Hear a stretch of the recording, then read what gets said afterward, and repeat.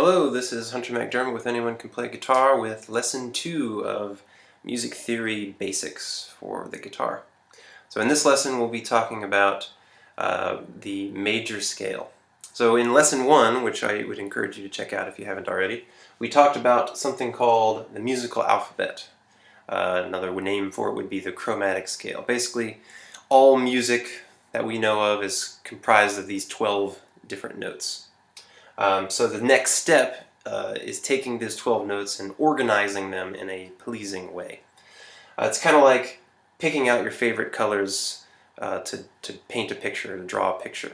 You're not going to use probably all of the colors in the box. So we're going to strategically take out a certain select few of those notes in a very organized manner, and that will give us something called the major scale, which is a very, very prevalent scale in music, basically a set of notes that is used quite a bit, more often than anything else. Okay, so it all starts with our musical alphabet, and then we also have to have this series of whole steps, so W for whole and H for half steps. So whole steps and half steps in this exact series here. So what we can do, and this will be known as the major scale formula. So you can take any one of these 12 notes and plug it in at the beginning of this sequence, go through the steps, and you'll get a major scale, whatever major scale you started with, whatever the note is that you started with. So a good place to start, that's pretty easy for most people, is with C. So what we're going to do is we're going to put a C note right here at the beginning of our scale. Okay, great, so we have C. So now to get our next position here, we're going to have to go up a whole step from C. So we have C here, and we learned in the last lesson that a whole step is two of these blocks, because each one is a half, and you put two halves together, you get a whole. So C to C sharp, and then to D. So D would be our second note in a C major scale. So we're considering it a C major scale because we started it with the note C. Alright, so if we go from D now, we go up a whole step, we would get D, D sharp, E. So E would be our third note in our C major scale. Alright, then we just go on that same pattern until we end up here at the end. So that would be a half step to F, a whole step to G, a whole step to A whole step to B, and then a half step to C. So we know we did it correctly if we start with C, go through the formula, and you end up with C at the end there.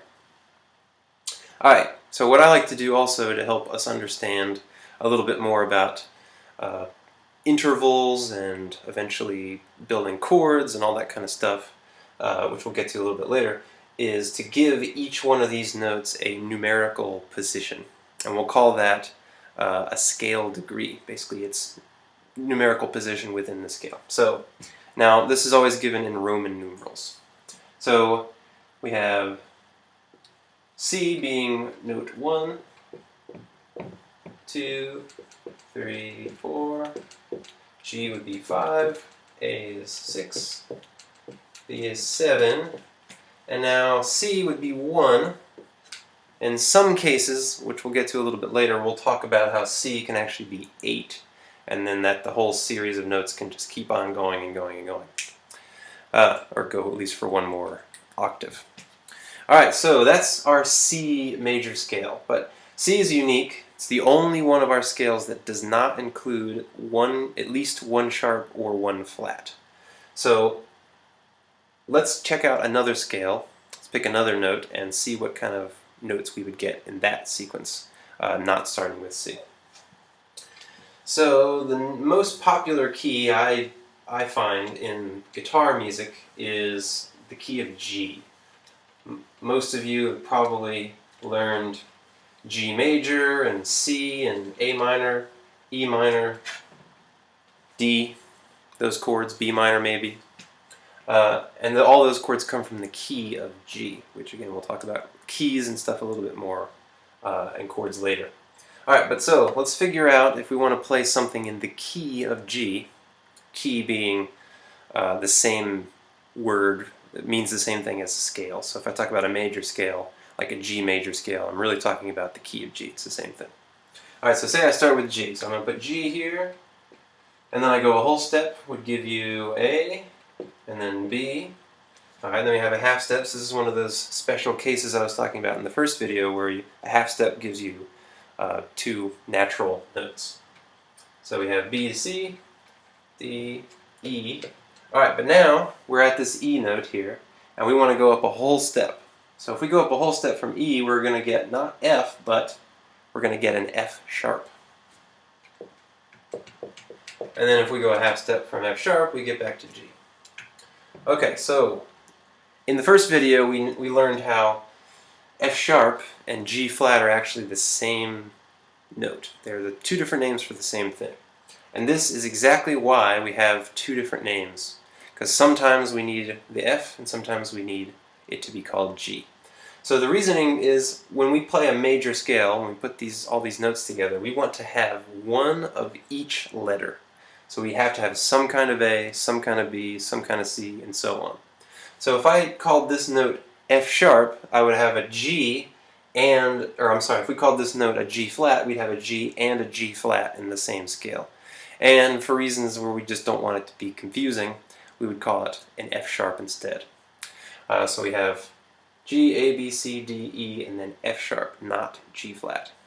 Technically it wouldn't be wrong because it's the same pitch, it sounds the same, but just for clarification purposes we want to call it an F sharp. Now if you go through and pick each of these different notes out, you'll find all variety of different selections of notes, and in a future video we'll look at how you can organize all those and quickly at a glance figure out what notes are in a scale without having to go through this whole process. But this process is good to be able to do and to understand initially. So as a practice, I would say get out a sheet of paper, write down whole, whole, half, whole, whole, whole, half, which is your major scale formula, and then just pick a note and follow your chromatic scale, your musical alphabet, and see if you can figure out what notes are all go together there. And that's about it. So that's how we go from our total of 12 notes in our chromatic scale down to just 7 different notes, which we call our major scale. So now we're starting to get closer to making some music here.